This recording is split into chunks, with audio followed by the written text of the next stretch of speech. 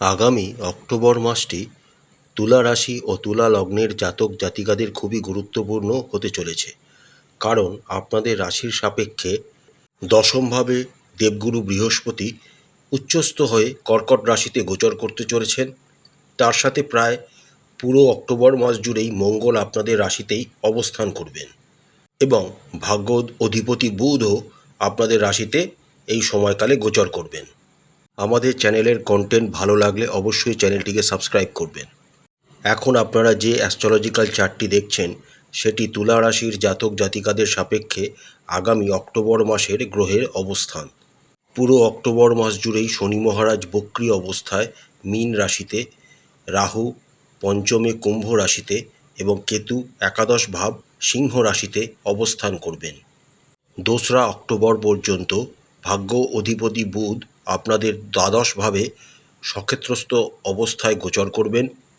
3রা October থেকে 24শে October পর্যন্ত বুধ আপনাদের রাশিতে অবস্থান করবেন এবং 24শে অক্টোবর থেকেই অক্টোবর মাসের শেষ অবধি বুধ আপনাদের দ্বিতীয় ভাব বৃশ্চিক রাশিতে গোচর করবেন।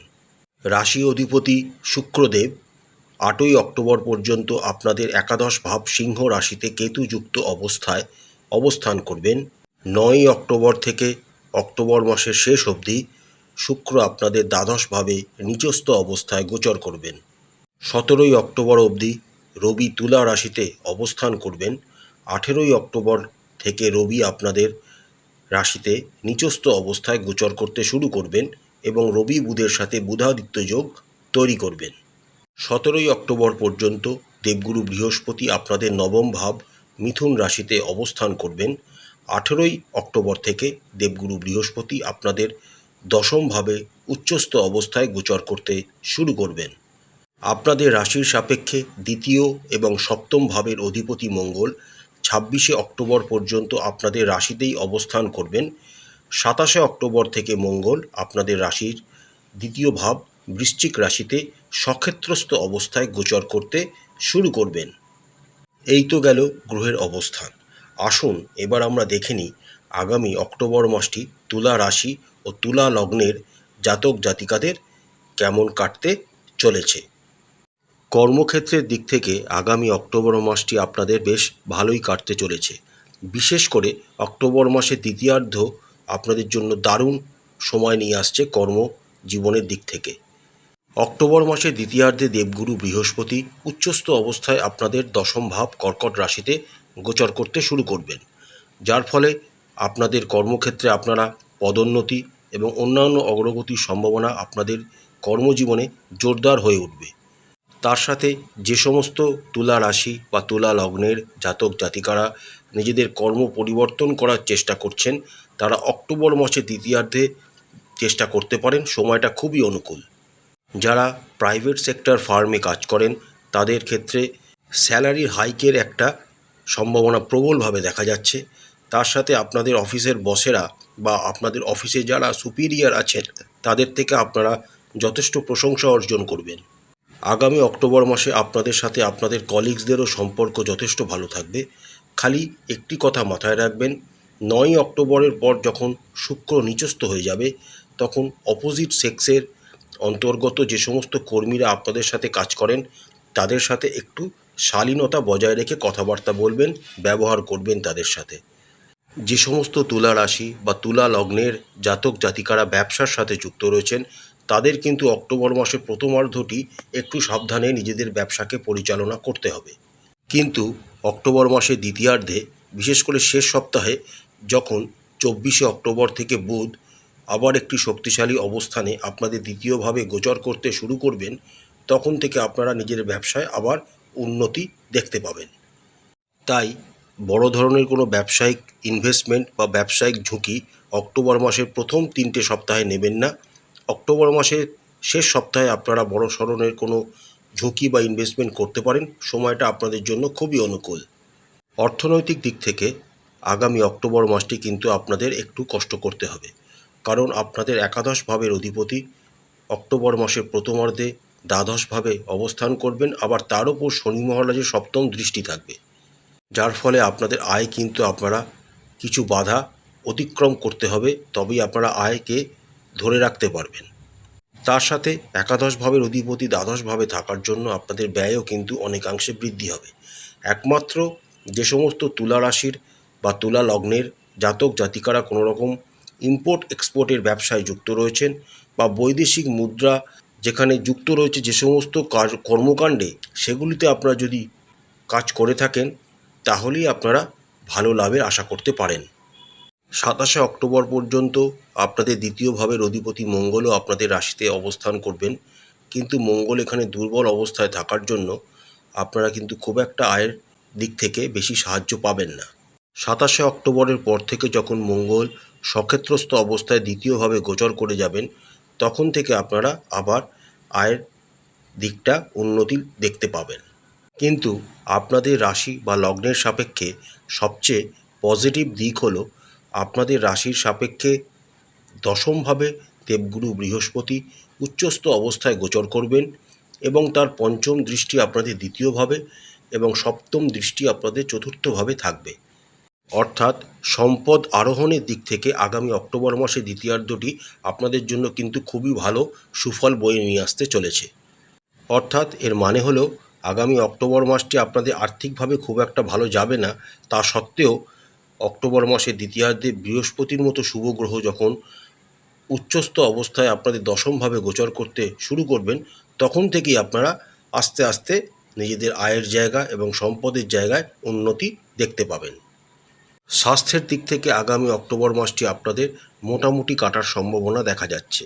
8ই অক্টোবর পর্যন্ত আপনাদের রাশি বা লগ্নাধিপতি শুক্র আপনাদের একাদশভাবে একটি অনুকূল অবস্থানে গোচর করবেন এবং আপনাদের শরীর স্বাস্থ্যকে সঠিক রাখতে তিনি সাহায্য করবেন।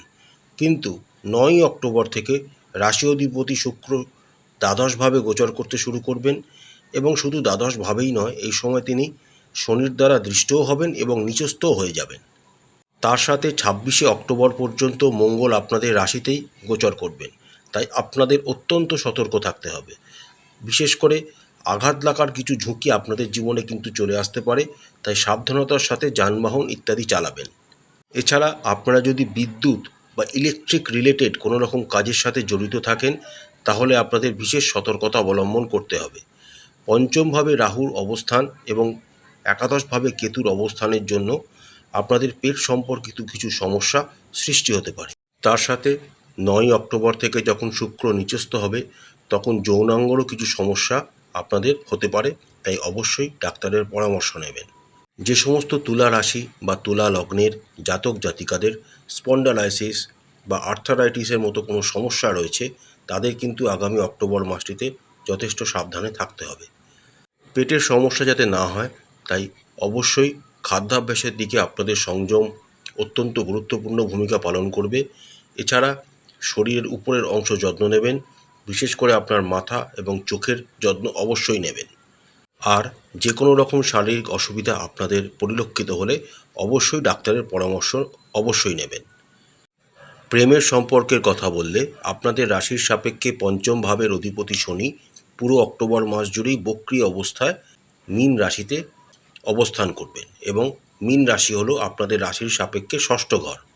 পঞ্চম ভাবের অধিপতির বক্রী ভাবে অবস্থান এবং ষষ্ঠভাবে অবস্থানের জন্য আপনাদের প্রেমের সম্পর্কের মধ্যে কিছু ভুল বোঝাবুঝির সম্ভাবনা কিন্তু প্রবলভাবে দেখা যাচ্ছে। তার সাথে পঞ্চমভাবে রাহুর অবস্থান আগুনে ঘি ঢালতে পারে, এমন পরিস্থিতি কিন্তু আপনাদের প্রেমজ জীবনে চলে আসতে পারে, তাই খুব সতর্ক থাকবেন। এই সময় আপনারা একে অপরকে সন্দেহ করতে পারেন, কিন্তু এই সন্দেহের কোনো কারণ থাকবে না। তার সাথে আপনাদের রাশিতে মঙ্গলের অবস্থানের জন্য আপনাদের রাগ, জেদ ইত্যাদি কিন্তু অনেকাংশে বেড়ে যেতে পারে, তাই ধৈর্য ধরবেন, ধীর স্থির থাকবেন। আপনারা যদি আগামী অক্টোবর মাসে অপ্রয়োজনীয় জেদকে এড়িয়ে যেতে পারেন, তাহলে আপনাদের প্রেমের জীবনে ভারসাম্য বজায় রাখতে আপনারা সক্ষম হবেন এবং দেবগুরু বৃহস্পতি এবং শুক্রের আশীর্বাদ আপনাদের প্রেম জীবনকে ভারসাম্যভাবে রাখতে সাহায্য করবে। যে সমস্ত তুলা রাশির জাতক জাতিকারা নিজেদের প্রেমজ সম্পর্ককে বিবাহে রূপান্তরিত করতে চান, তারা অক্টোবর মাসের প্রথমার্ধটি কাজে লাগাতে পারেন, সময়টি যথেষ্ট অনুকূল। যে সমস্ত তুলা রাশি ও তুলা লগ্নের জাতক জাতিকারা বিবাহিত, তাদের কিন্তু আগামী অক্টোবর মাসটি নিজেদের দাম্পত্য জীবন সম্পর্কে যথেষ্ট সতর্ক থাকতে হবে। আপনাদের রাশির সাপেক্ষে সপ্তম ভাবের অধিপতি মঙ্গল 26শে অক্টোবর পর্যন্ত আপনাদের রাশিতেই অবস্থান করবেন এবং মঙ্গলের সপ্তম দৃষ্টি আপনাদের সপ্তম ভাবকেই প্রভাবিত করবেন। অতএব আপনাদের সম্পর্কের মধ্যে কিন্তু উত্থান পতনের সম্মুখীন আপনারা অবশ্যই হবেন, কিন্তু বিচ্ছেদের কোনো পরিস্থিতি কিন্তু দেখা যাবে না। তাই নিজেদের বিবাহিত জীবন সম্পর্কে যথেষ্ট যত্নবান হওয়া আপনাদের জন্য একান্ত উচিত হবে। এরপর মঙ্গল যখন 27শে অক্টোবর থেকে আপনাদের দ্বিতীয়ভাবে গোচর করে যাবেন, তখন থেকে ধীরে ধীরে আপনাদের দাম্পত্য জীবনে আবার শান্তি ফিরে আসবে। পরিবারের দিক থেকে আগামী অক্টোবর মাসটি আপনাদের যথেষ্ট সতর্ক থাকতে হবে। আপনাদের রাশির সাপেক্ষে দ্বিতীয় ভাবের অধিপতি মঙ্গল 26শে অক্টোবর পর্যন্ত আপনাদের রাশিতেই অবস্থান করবেন, যা একটি অত্যন্ত দুর্বল অবস্থান। এর ফলে আপনাদের পরিবারে কিছু উত্তেজনা দেখা দিতে পারে। কোনো পরিবারের দায়িত্বশীল ব্যক্তি কোনো কারণে বিরক্ত হতে পারে, যা ফলে আপনাদের পারিবারিক বিষয়ে কোনো প্রভাব আপনারা পরিলক্ষিত করতে পারেন। কিন্তু আসার কথা একটাই, দেবগুরু বৃহস্পতি যখন 18ই অক্টোবর থেকে আপনাদের দশমভাবে গোচর করে যাবেন এবং আপনাদের দ্বিতীয় এবং চতুর্থ ভাবকে নিজেদের পঞ্চম এবং সপ্তম দৃষ্টি দ্বারা প্রভাবিত করতে শুরু করবেন, তখন থেকে আপনাদের পারিবারিক অবস্থা ধীরে ধীরে উন্নতি লাভ করবে। কিন্তু তার আগে পর্যন্ত আপনাদের পারিবারিক সম্পর্ককে যথেষ্ট সতর্কতার সাথে এগিয়ে নিয়ে যেতে হবে। আপনাদের সাথে আপনাদের ভাই বোন, দাদা দিদির সম্পর্ক সাধারণত ভালো থাকবে, কারণ আপনাদের রাশির সাপেক্ষে তৃতীয় ভাবের অধিপতি বৃহস্পতি নবমভাবে অক্টোবর মাসের প্রথমার্ধে অবস্থান করবেন এবং অক্টোবর মাসের দ্বিতীয়ার্ধে তিনি উচ্চস্থ অবস্থায় দশমভাবে অবস্থান করবেন। এই সময়কালে আপনাদের দাদা দিদি বা ভাই বোনেরা নিজেদের কর্মক্ষেত্রে যথেষ্ট প্রতিষ্ঠা লাভ করবেন, যা আপনাদের যথেষ্ট আনন্দ প্রদান করবে। পরিবারের অন্যান্য লোকজনের তুলনায় আপনাদের সাথে আপনাদের ভাই বোনের সম্পর্ক যথেষ্ট ভালো থাকবে, যা পরিবারের অন্যান্য সদস্যদের সাথে সম্পর্কের ভারসাম্য বজায় রাখতে একটি সহায়ক ভূমিকা পালন করবে আপনাদের জীবনে। আপনাদের রাশির সাপেক্ষে চতুর্থ ভাবের অধিপতি শনি মহারাজ ষষ্ঠভাবে বক্রী অবস্থায় মীন রাশিতে অবস্থান করবেন। চতুর্থ ভাবের অধিপতি শনির ষষ্ঠভাবে অবস্থান কিন্তু জ্যোতিষশাস্ত্র অনুসারে খুব একটি অনুকূল সিচুয়েশান নয়, কিন্তু শনি মহারাজ যেহেতু ষষ্ঠ স্থানে সবসময় ভালো ফলাফল দিয়ে থাকেন, তাই তিনি পরিবারের সম্পর্ককে সঠিক রাখতে আপনাদের সহায়তা প্রদান করবেন। সবচেয়ে অনুকূল বিষয় হলো দেবগুরু বৃহস্পতির অবস্থান। অক্টোবর মাসের প্রথমার্ধে ভাগ্যস্থান অর্থাৎ নবমভাবে দেবগুরু বৃহস্পতি অবস্থান করবেন এবং অক্টোবর মাসের দ্বিতীয়ার্ধে দেবগুরু বৃহস্পতি উচ্চস্থ অবস্থায় কর্কট রাশিতে অবস্থান করবেন এবং আপনাদের দ্বিতীয় ও চতুর্থ ঘরকে তিনি প্রভাবিত করবেন। ফলে আপনারা নিজেদের পারিবারিক জীবনে অক্টোবর মাসের দ্বিতীয়ার্ধে যথেষ্ট ভালো ফলাফল পেতে শুরু করবেন। আপনাদের বাড়িতে কোনো রকম বৈদ্যুতিক যন্ত্রপাতি বা আগুন লেগে যাওয়ার মতো কোনো সমস্যা কিন্তু সৃষ্টি হতে পারে, তাই অবশ্যই সাবধানতা অবলম্বন করবেন এবং পরিবারের লোকজনদেরও বলবেন সতর্কতা অবলম্বন করার জন্য। যেহেতু অক্টোবর মাসের বেশি সময়কালই মঙ্গল আপনাদের রাশিতে অবস্থান করবেন, তাই রাগ, জেদ ইত্যাদি থেকে আপনারা যতটা দূরে থাকবেন তত ভালো ফল পাবেন। তবে ভয় পাওয়ার কোনো কারণ নেই। দেবগুরু বৃহস্পতির আশীর্বাদ পুরো অক্টোবর মাস জুড়েই আপনাদের রাশির ওপর থাকবে এবং আপনারা যথেষ্ট ভালো ফলাফল অবশ্যই পাবেন। প্রতিকার স্বরূপ আপনারা রাশি অধিপতি শুক্রদেবের বীজ মন্ত্র প্রত্যেক দিন 108 বার করে জপ করবেন। বিনামূল্যে কিচ্ছু গ্রহণ করবেন না, এমনকি যদি তা উপহারও হয়। একটি ভারসাম্যপূর্ণ দৈনন্দিন রুটিন বজায় রাখবেন এবং বাবার এবং মায়ের মতো বয়োজ্যেষ্ঠ ব্যক্তিদের সেবা করবেন, বা পরিবারে যদি কোনো বয়োজ্যেষ্ঠ ব্যক্তি থাকে তাদের সেবা করবেন, এতে আপনাদের অনেক উন্নতি হবে। ছোট বাচ্চাদের পায়ে হাত দিয়ে আশীর্বাদ গ্রহণ করবেন এবং তাদের মিষ্টি খাওয়াবেন।